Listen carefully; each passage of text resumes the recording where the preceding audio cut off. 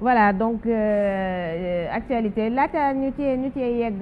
bopp yaa Charles qui te demande lan moo tax Aliou Cissé boolewu la ci joueur yi mu doon yóbbu. waa xam naa dafa jàpp ne vétéran laa rek waaye nag xam nga nag. amoon nga fa place comme waaw amoon naa fa place ndax lay yëngal caax xam nañ ko la ngay dribble que duutu def likarna def sa loobe bu baax xam nga bii rafetatul. ndax likar ñaari mots yu ma xamul woon likarna ak loobe. loobe yaale sax amatul ci football te loolu yëpp Alioune Sow mi dañ ko doon jëfee ci terrain bi. waaw dëgg la bah à défaut et puis surtout que je le regarde comme ça je me dis que peut-être amuñu woon sax da nga ma am cadeau à défaut de ou alors de gâteau même peut-être qu'on va lui faire une petite chanson hein joyeux anniversaire joyeux anniversaire joyeux anniversaire Abdoulaye Bob joyeux anniversaire yàlla sàmm sang bi yàlla nga gudd fan ba say mbay di baawaa nga am lu bëree bëri ci sa àdduna borom baax nga bëgg lekk bi rek ma si xaw a jaaxal waaye borom baax la yàlla na yàlla sàmm sang bi voilà waa koñ bi je pense que oto mbalit ñëw na boo leen mënee génne seen mbalit yi et puis ñun également ñu ko wëy ci première partie bi nga xamante ne moom moo ñeel actualité bi maanaam revue de la presse ñu doore ko ak Walf Quotidien. waaw Walf Quotidien lañ koy doore muy Ndakaaru ëllëg ci àjjuma ji lu ne mun na cee xew le vendredi de tous les dangers muy Dakar nga xamante ne kenn ku nekk jóg na ngir ñaxtu yéene kaa bi jàpp ne xëy na mbëkkante am wala jàmmarloo ndax ñaxtu gi waa aar lu ñu bokk ñoom daañu def seen doxum ñaxtu nuñ ko baaxoo di defee bokk na ci tamit opposition bi ñoom wàlli si nañu ci mbir yi ne leen du leen fa jiitu waa G7 di kuréelu syndicat yi boot jàngalekat yi maanaam liggéeykat yi daañu wane seen bopp incha allah ëllëg ci ajjuma ji nguur gi itamit naka noonu ndax am na ci ay kuréel yoo xamante ne tàmbale nañoo juddu ci nguur gi di aar suñu réew kuréel googee nga xamante ne ay ndaw ñoo ko jiite ne ëllëg incha allah dañu amal seen doxum ñaxtu dalee ko place avenue Cheikh Anta Diop ba place de la nation Walf Quotidien ne ñoom ñi le bu ñu fa dajee xëy na bu ñu deful ndànk coow mun a ca juddoo ci yooyu la ñaxtu ëllëg incha allah ci ajjuma ji doon na pataas bu tàng jër nag ci loxoy préfet bu Ndakaaru bu mu ciy daganal ak bu mu ciy tere. d'accord donc bu ñu jógee ci Walf Quotidien dañuy jàll ci enquête ne cocktail la goo xamante ne mun na yee fitna ci réew mi ndax bu fekkee ne waa aar lu ñu bokk taxaw nañu waa G7 ñëw ngir lëngoog ñoom ci itamit googule toogaanu ñaxtu ñoom ñaar ñi le seen doxalin bu sottee du baax ci nguur gi ndax mun naa doon lu doy waar bokk na ci tamit Saourou Sène bu SAEMS bokk ci G7 la mu xam ne moo ne daal am autorisation ak ñàkk ko am lañ ci yemale neex naqari daañu ñaxtu waa aar lu ñu bokk itamit daañu wàcc ci mbedd mi ay jeunes républicains itamit ne kenn du leen fa jiitu daañu jàmmarloog ñi jóg ngir fitnal nguur gi wala boog indi coow ci wàllu pétrole Sénégal ñoo ne itamit dañ fa wane seen bopp enquête noonu la gisee tey. critique lam ñu dégtal bokk na ci itamit li nga xamante mooy dossier Alioune Sall nga xamante ne am na lu bees lu ci tab bi mujjee nañu sax faf dàq Agnès Diogoy ma jiite woon Rëbës la sooke nag dàq ba bu ñu sukkandikoo ci critique moo dina am na ay photo yoo xamante ne tam lañu siiw te ñu jëlee ko ca Rëbës ci weeru koor gi Alioune Sall ak ay prisonniers Khalifa Sall ak ay prisonniers yamu toogaloon ca kaso ba doon ndogu photo yooyu nag ñu jotoon leen fa photo portale nag ñoo mujjee siiw fépp ci réew mi ba tax na loolee tamit du ngeeneel ci ñi yilif wàllu kaso yeeg yooyu ba tax na ñu jël dogal jëlee fa Agnès Diogoy ma fa newoon yéenekaay bi gis ne daal Khalifa Sall dàq na Agnès Diogoy ca Rëbës. alors ñu jeexalee ko ak Dakar Times. Dakar Times lam ñu dégtal mooy kaddu yi bawoon ci ki nga xamante ne mooy ancien ministre bawoon ca nguuru ko soppi ga woon Samuel Sarr mi xam ne am na ñoo xamante ne seen koppar gu dun la ñu yor seen yéene mooy dugal ko ci réew mi ngir mun fayee fitna gannaaw bu mu jàkkaarloog waa dikk loolu nag la gën a xamle ne am na lobby bu taxaw ngir sotti fi kopparam ngir ñu mun a fexeel nguur gi fexeel itamit Alioune Sall ak lañ koy tuumaal loolu daal la gis ne faw enquêteurs yi gëstu ñooñee nga xamante ne ñoo fi indi seen koppar gi te ëllëg mun naa jur lu ne moom Samuel Sarr gannaaw laaj ak tontu yamu seq ak waa dikk moom la Dakar Times xëy dalal tey ci xëtam bu njëkk. et je pense que ci li gën a fës bu weesoo boobu nga mujj lim léegi bokk na ci Khalifa Sall mi nga xamante ne def na un peu remue-ménage fële sa dikk mais également li nga xamante ne moo di marche yi war a am suba nga xamante ne boo moyul rek dina indi pëccëxoo ci réew mi. waaw bi la yoon demoon nga keroog ci doxum ñaxtu ba waaye nag bi la yoon na nga moytu àjjuma suba ndax bi la yoon Isatine waaw Isatine ak Assane mun nañu faa dem na góor ñi dem leer na si terrain ba ngay wàcc na góor ñi dem parce que dina am ay lacrymogène ak ñoom seen te sama yaay benn bu jigéen la mun na caa am donc alpulaar bi ndax dina ci demam déet Alioune Sow maa ngi lay nuyu maa ngi lay ziar jërëjëf sant Abdoulaye Bob tey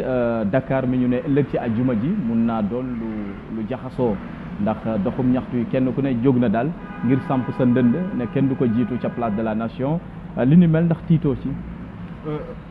dinañ ci tiit Abdoulaye Bob parce que finalement donte constitution bi daf ñu may ñuy def ñuy manifester normalement et quand on veut aussi dañu war a jiital yi des fois ñun suñu xel est-ce que véritablement moo may dellu si ci benn question est-ce que véritablement ñun dañu am droit par rapport à notre morale et notre éthique de tenter éventuellement de déstabiliser un régime boo xam ne dégg nga moom dañ ko fi teg pour benn dire est-ce que manifestation ci ay question laay nekk nii est-ce que ay manifestation moo war a lijjanti problème mu Sénégal est-ce que loolu mooy tax gouvernement bi am pression est-ce que loolu amul ay conséquences par rapport à cette paix sociale bi nga xam ne moom moo war a mën a tax ñu tendre vers un certain niveau de développement est-ce que ñun on n'est pas en retard est-ce que ñun on a la maturité nécessaire pour savoir utiliser comme ni ko constitution bi waxee ce que c'est véritablement une manifestation est-ce que dañu war a ne rek dañuy yeewu suba teel chaque ajuma ñu ne dañuy manifester qu'est-ce qu'il faut en dire qu'est-ce qu'il faut en penser moi je pense que ni man ci sama xalaat moom mooy dëkk bi dañ ko war a liggéey te vérité dafa war a am te pour liggéey dëkk il faut que vérité mooy am te vérité kenn du ko joxe ku dul ki nga xam ne moom mooy le pouvoir judiciaire moom moo war di leeral moom moo war di joxe une certaine transparence par rapport au fonctionnement et à l'organisation du pays mais warul mën a tax ñu ne toujours dañuy def une pression au niveau du régime en place bi nga xam ne ci démocratie donte démocratie sax ce n'est pas du parfait mais ci démocratie lañ ko fi tegee pour benn dire je crois que il faut qu'on fasse attention par rapport à ces manifestations parce que léegi naa gis nga léegi nii bu ñuy aar lu ñu bokk waxee dans l'opposition ne ñoom dañuy dem def manifestation et ben ñeneen aussi ñi ngi bëgg ñoom def la même chose te éventuellement ay altercation war na mën a am te ça peut être dangereux. Est-ce que justement ces manifestations bokkuñu ci li tax président Abdoulaye Wade jóge fi alors est-ce que éventuellement le fait de se dire bon on va pas manifester parce que c'est des détails nekkul benn xeetu mutisme boo xamante ne. Je suis d'accord. Exactement. Je suis d'accord pour la manifestation. Mais cette fréquence boo xam ne war nañ ko mën a def nga xam ne day déséquilibrer la tranquillité mais et cette bu paix fekkee sociale. Ma réponse à toutes ces questions c'est oui. Voilà. Toutes les questions que vous venez de poser, ma réponse est oui. On doit manifester, on doit mettre la pression sur ce gouvernement pour que les choses soient claires. Une chose est sûre, on doit manifester sans demander d'autorisation, on doit aviser le préfet, un point c'est tout. Deuxièmement, le pouvoir judiciaire moom moo war a leeral la chose mais depuis très longtemps on en parle depuis 2014 Abdoulaye Wade moo ko njëkk a wax 2016 les gens en ont parlé 2018 2019 rien n'a été fait pression moo tàmbalee jug moom moo tax ñu commencé ubbi benn enquête s'il n'y avait pas cette pression là. Et moi je trouve que c'est cette même pression des manifestants moom moo tax Aliou Sall tekki nombal tam parce que et ça doit loolu moo nekkoon continuer seen objectif bu njëkk. À mon avis ça doit continuer on doit poursuivre parce que imaginez prenons l'exemple de l'Algérie tout ce qui s'est passé prenons l'exemple de l'Égypte bi fa coupe du monde bi am fii coupe d'Afrique bi am prenons il y a énormément de Zimbabwe énormément en Tunisie donc les exemples ne manquent pas ils ont réglé le problème dans la rue mais waruñ ko régler ñun comme ñoom nañ ko régler dans la rue ils l'ont réglé dans la rue mais avec de la violence on ne demande pas ça c'est ces gens-là qui font ces manifestations yi ñu def violence amu si boo xoolee keroog coow amul feu amul y a rien du tout c'est des gens li ma gën a neex ci manifestation tu vois les gens yoo xamante ni des professeurs des travailleurs qui n'ont rien à voir avec la politique, qui n'ont rien à voir avec cette société civile, qui n'ont rien à voir ak ñi nga xamante ne ñoom lañ tàmm di dégg ñuy wax. xam nga je suis d'accord. Juste pour terminer, revenir un peu sur la manifestation annoncée des gens du pouvoir. Ouais, ça me c'est un contre-feu à mon avis. Ça s'est passé bi ñuy voté loi parrainage bi et les gens voulaient aller voter. Yakham Mbaye bi nit ñi ne dañuy marche moom it dafa ne day organiser marche juste pour contre-feu. Mon avis li ñu bëgg ñoom le préfet se lève dit qu'il y a un risque de trouble à l'ordre public ndax ñaari manifestations yi mënul am mu annuler les manifestations et en motif la c'est-à-dire ça c'est des jeux politiques des jeux politiciens et on a à la limite bon il va falloir qu'on parle, il va falloir qu'on manifeste, il va falloir qu'on mette la pression sur ce gouvernement pour que les choses soient claires. C'est ceux qui pensent que ni régime bi nekkul ci yoon mais ceux qui pensent que ni régime ñi ngi nekk ci yoon ñoom tamit ñi ngi def seen i forme de pression. Ce n'est pas forcément un contre-feu, ça peut être aussi une pression chez les autres pour que adduna bi ñëpp teg seen bët ni am na manifestation d'un côté am na beneen d'un autre. Mais il faut que pourquoi c'est juste une question pourquoi le faire le même jour ci même place bi. mais oui mais c'est normal mooy li ma expliqué noonu rek ça aurait pu être l'effet inverse ñi def beneen ñeneen def le contraire aussi dans les deux cas bu boobaa tamit am na koo xam ne moom mooy décider mënoon nekk ci côté bi wala ci côté bële ou l'effet inverse c'est évident ñi li mënoon nañu wax. opposition bi ñëw aussi quand même que Abdoulaye Wade l'avait fait en 2011. mais en même temps et c'était pour ces mêmes objectifs. mais Khady je ne suis pas contre les manifestations je suis en train d'expliquer de me poser des questions et de réfléchir ensemble avec vous mais en même temps aussi je suis en train d'aller beaucoup plus en profondeur pour essayer de voir effectivement lan mooy véritable manifestation est-ce que manifestation c'est juste pour déstabiliser pour de la pression il y a une autre manière aussi de manière beaucoup plus pédagogique ma yeggali rek ci côté pédagogique non mais mun na nekk pour pression aussi mais pédagogiquement moi je pense que ni il faut que qu'on essaie de scruter la vérité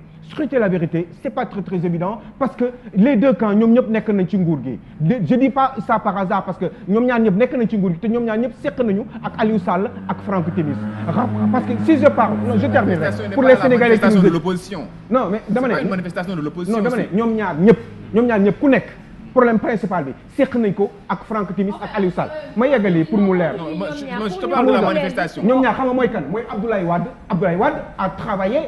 ak Franck Timis. mais là pour la marche il ne s'agit pas de Abdoulaye Wade. dama ne non xam nga non mais y a le Abdoulaye Wade. non il n'en fait pas partie. non dama ne non ci opposition bi la mais xam nga. oui mais du marche opposition bi en fait. marche bi ce n'est pas. marche peuple bi Khady je suis en train d'expliquer quelque chose d'assez important te li may wax kenn du ko dindi. mooy si li may wax man kenn du ko dindi xam nga dama ne parce que te dama bëgg Sénégalais yi xam ko parce que man sama objectif xam nga mooy lan moom mooy Sénégalais yi xam véritable autant que je saurai des informations autant que je les ferai transmettre à ces populations parce que ñoom ñoo war a xam ndax mbir mi seen yëf la et les ressources de ce pays. oui mais Aliou je suis désolée quand tu dis les deux camps ay boo tuddee Abdoulaye Wade mën na induire les gens en erreur parce que Abdoulaye Wade ne fait pas partie de Aar Li Ñu Bokk. dama ne Abdoulaye Wade ne fait pas partie de Aar Li Ñu Bokk mais Abdoulaye Wade a été justement président de la République et a eu à concocter des relations qui serait lié au décret ak Franck Timis ak Aliou Sall te ñoom ci décret d'exploration boobu te moment boobu Franck Timis génnee na 250 milliards de francs CFA boo xam ne ñoom ci seen bopp est-ce que xaalis bi commencé wul est-ce que deal bi commencé wul woon foofu ci Ablaye Wade Karim Wade waxu dof de dama ne ci Ablaye Wade laa wax dama bëgg Sénégalais yi xam rek ce qu'il faudrait parce que manifestation ñu bari genn waay gi dem manifestation xamuñu li xew véritable mais Aliou il faudrait préciser que Ablaye Wade a signé des décrets mais décret contrat yooyu décret yi mu signé tant que Macky Sall validé wu ko amul valeur juridique tout ce qui est contrat Macky Sall n'avait pas le choix il avait le choix xoolal il lui Macky Sall avait le choix on est à la télé Aliou non dama ne am na ñoo xam ne dama ne Macky Sall bu ko mënoon na ko dindi il n'avait pas le choix dans le sens Macky Sall pour affaire kii port bi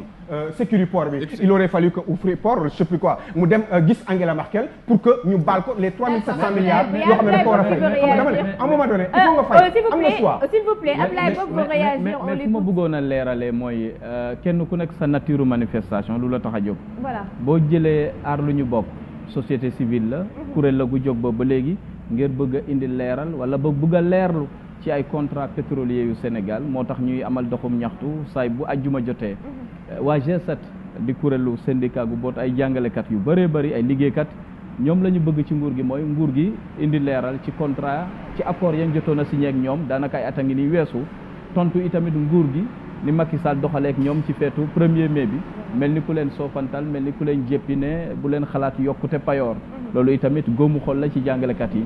beneen ñaxtu bi mooy opposition bi ak itam doguma la coalition des travailleurs du Sénégal également ñi nga xamante ne bëgg nañ cee soobu parce que seeni ay salaire dañu décider que dañu koy surtout ça donc cocktail la boo jëlee itamit opposition bi ñoom Mamadou Diop Decroix pare nañu ngir fekk ji tey ñaxtu googee ndax bëgg nañu am lu leer ci coowal pétrole bi nga jël nag les jeunes républicains ay ndaw nguur gi lañu taxaw nañu itamit ngir def seen ñaxtu bi mooy fexe ba weddi ca li ñee wax fexe ba setal nguur gi setal Aliou Sall ca lañ koy tuumaal donc ñooñu kenn ku nekk daal bëgg nga défendre sa cause donc terminus ba nag la ñuy xalaat la fay xew xëy na ñi mun nañ jógee avenue Cheikh Anta Diop dem ba place de la Nation te du am dara mais bu ñu demee ba jaamaarloo war a am ñiy wax dëggal ñiy weddi bu ñu deful ndànk lu bëree bëri mun na faa tukkee ndax procureur nag maanaam préfet bu Ndakaaru ndax dina ko mun a daganal am déet ndax dina jox ñii autorisation gantal ñële njortu naa ne mun na bàyyi lépp ñu bañ a am. annulation sax waaw annulation moom lay xalaat ndax trouble à l'ordre public mun na cee. loolu mel ni est-ce que préfet ci boppam pare na pour mën a am ay moyens yoo xam dina mën a protéger ku nekk ba jàmm am parce que ñaxtu moom kenn terew ko waaye nag ñu ñaxtu pacifiquement pour ñeneen ñi nga xam ne sama classe nga xam ne jànguñu xamuñu lu xew ñu mën ko def posément mën a wax nit ñi interroger ñu mën a wax li waral coow li ak coow li ban solution lañ ci mën a am ñun loolu moo ñu gën a ñor lacrymogène bu tàkkee ñettey daanoo ñettee ki mooy ñu gën a néew doole Sénégal dañoo war a xam ne politiciens yi ñu topp ñu ci bari débat bi après doo xam fan la féete ku wax convaincre la muy état muy opposition ku wax convaincre la donc am na li nga xamante ni dañ ko war a dépasser constitution maye na ko voilà c'est clair man je suis totalement en phase avec la constitution en tout cas sur ce point là par rapport ak manifestation yi mais dama ne au-delà de la constitution dafa am esprit aussi mais ñun aussi dañu am suñu xel dañuy xalaat à un moment donné aussi mënuñu ne tout le temps dañuy enchaîner les manifestations pour quelque pression que ce soit je crois que la meilleure pression mooy sénégalais yi xam il faut que niveau bi mu monter qu'est-ce qui se passe véritablement ci wàllu pétrole bi parce que toujours on est dans les faisceaux de soupçons faisceau la ci beneen point bi parce qu'il nous reste 3 minutes je pense que moom moo ñeel Khalifa Sall waaw Khalifa Sall xam nga mbiram dafa xaw a doy waar ci li yéene kaay xëy fësal tey critique moom ma nga ca kaso Rebeuss xam nga fa la ne bokk na ci tamit dossier Khalifa xam nga nag ci weeru koor geek ndogu li ma nga doon ndogoondoog ay prisonniers am ci ay photo yuñ coo jëloon nag photo yooyu moo dem ba siiw fépp xam naa nga yëgal waa koñ bi ne oto bi voilà Liberté 6 ak li ko wër front de terre et cetera oto mbalit bi ñëw na waaw ñu ñëw ci mbirum Khalifa Sall ba tax na Agnès Diogoy ma jiite woon kaso Rebeuss jëlee nañ ko fa xëy na ay kilifaam dañoo njort ne la xew ca kaso bi yëpp warul yegg ca penc ma Khalifa Sall ak jàllaa bi ba mu sol ak koppati baak ña mu doon ndogoondoog prisonnier ya xëy na photo yooyu cliché ya yoo xam dañ ko waroon a denc ci kaso ba donc situation boobu itamit Alioune. xam nga Agnès Ndiogoy moom inspectrice générale. ci administration pénitentiaire femme bu am xam-xam la jaar na fu mu nekk ay camp pénal donc elle a beaucoup d'expérience. dafa am yoo xam ne nag ay xeetu tradition la yoo xam ne mooy am ci prison yi en général notamment prison bi nga xam ne moo gën a mag Dakar muy 100 mètres donc qu'est-ce qui se passe moment koor gi dafa am loo xam ne dafa xew c'est-à-dire que dañuy def ay opération ndogu pour bégal prisonniers parce que aussi un prisonnier nekkuñu fi pour jël ay prisonniers di leen toroxal parce que dañ leen isolé parce que dañu war a am bor bu ñuy fay par rapport à justement à la population yaa ngi dégg mais ñëwuñu leen pour di leen toroxal donc bu fekkee ni ndogu am na ñu nekk wàllu koor nekk Sénégal dëkk jullit ak 95% ndogu bu amee war nañu Agnès catholique la dëkk bu amee dégg nga maam koor ñu nekk ci biir kaso bi war nañu mën a dajale prison yi ñëpp comment dire Khalifa Sall prisonnier la comme les autres war nañu mën a toog ñoom entre ñoom ci seen biir def seen i ndogu et cetera quand bien même c'est une personnalité mais aussi nit la c'est un prisonnier comme les autres donc war nañu mën a dajale leen Agnès Diogoy li mu def man gisuma ci benn problème xëy na nag toogaay beeg rafetaay beeg ni mu mel noonu nguur gi xaw a jaloux eh bien jëm a jàpp Agnès Diogoy mi nga xam ne kilifa la te am capacité am ay compétences te ñoom reconnaître nañ ko te c'est une femme boo xam ne ñun waroon nañ ko sax sóoraale bés jot mu nekk directrice générale de l'administration pénitentiaire kon toroxal bi ñu ko def parce que juste ay photo moo génn parce que kooru ndogu la woon Khalifa Sall bokk ci nguur gi ànduñu ak Khalifa Sall donc jëfin boobu man je trouve que dafa ñaaw et puis bu weesoo loolu waxu Khalifa Sall moo fi war a jeex Macky Sall moo war a bàyyi Khalifa Sall mu jeex na ko bàyyi mu dem doomu jàmbur bi sa maman non mais laisse-moi finir je peux finir là Agnès c'est juste une question je suis désolée par rapport à Agnès bon c'est une femme que li nga wax ci moom yëpp dëgg la nous on la connaît très bien ubbiloon nañu ay porte dik ñu visiter et cetera moi je pense que prison lan la fa téléphone di ut ba ñuy jël ay photo yi di tas ci réseaux sociaux yi quand même faut le dire négligence dafa am côté boobu. mais prison ñoom mënuñu surveiller lépp parce que seen lépp mbatul ñoom ci prison yi. déjà prison non mais Aliou Sow non dama ne non Khady dama pose des questions. les photos ont été très bien prises. ma ne la y a mieux y a pas que des photos ay téléphone ngay wax mais y a pire en prison parce que ñoom dañu amul seen système de contrôle yi efficace jusqu'à un certain point prison lu nekk fay dugg. mais prison loo xalaatul ak li ñu fiy wax yëpp ci Sénégal ci lu bon mi ngi ci biir prison bi. am na fa mais d'où la négligence. c'est pas parce que du question négligence c'est parce que dañu non théoriquement ils sont capables ces agents de l'administration pénitentiaire mais problème mooy ils sont pas dans les conditions pour contrôler mbir yi normalement ce n'est pas possible. et c'est une excuse. mais ce n'est pas une excuse mais c'est un constat qui est fait. il faut faire des corrections à ce niveau-là. Aliou ci plateau bi. responsabilité boss bi la. waaw tout ce qui se passe en prison. waaw responsabilité Agnès la. waaw léegi waaw ba tey. et donc c'est ça. mais responsabilité dañ koy jëm a. non je suis d'accord. man mais être responsable. je ne dis pas qu'il fallait ñu dégommer ko. entre la responsabilité et la culpabilité il y a une différence. non faut nga comprendre ma Aliou. je ne dis pas que dañ ko waroon dégommer comme ils l'ont fait. mais loolu laay wax ma je le dis pas. c'est évident que c'est la responsable. donc c'est ça. non d'accord naa mais dàq bi laay wax ma. dàq bi mais dañ ko fexeel. mais y a autre chose en prison kon nañ dàq patron prison yi nekk ci Sénégal bi yëpp parce que am na yeneen yu gën a garaaw ay photo ci biir prison bi dëgg loolu du dëgg nañ ko waxante dëgg te yàlla tax ci prison yi am na lu gën a garaaw ay portable yu photo yoo xam ne mi ngi dugg chaque jour ci prison yi soit par complicité benn wala autre chose mooy amuñu les techniques nécessaires pour mieux contrôler pour assumer seen contrôle. alors li ngay wax petit A des fois duñ ko gis dañ koy dégg et petit D on n'a pas de preuve bii dañ ci teg loxo. li nga avancé ni par exemple là on a des photos ay preuves yu tangibles je dis pas que c'est pas vrai parce que je sais que am na mais on n'a pas des preuves comme nu ñu amee preuve tangible ci photo bii nii Aliou Sow. waaw d'accord ba tey du man kese bokkuma ci moom moo ko gën également mais li indi problème bi laa lay expliquer ba nga xam ne photo kese nekku fa ak téléphone portable li indi problème bi loolu la ñu war a solutionner état bi moom mooy yor état bi y a un ministère de la justice quand même ni ñu gérer loolu. Aliou Sow merci ah maa ngi lay jaajëfal bu baax je vous en prie. merci ñu koy jox rendez-vous lundi inchallah boobu également jërëjëf Aliou. voilà donc di leen di jaajëfal y a Fatou Ka qui te fait un petit coucou. oui salut Fatou et Sigil Ndigale aussi. voilà c'est vrai ci métit boobu ndeysaan ci jour match Sénégal bi. voilà je te souhaite un très bon courage et puis maa ngi njaal aussi sa njaboot gi ak sa famille bi yëpp. ndeysaan métti na trop mais muñ leen rek.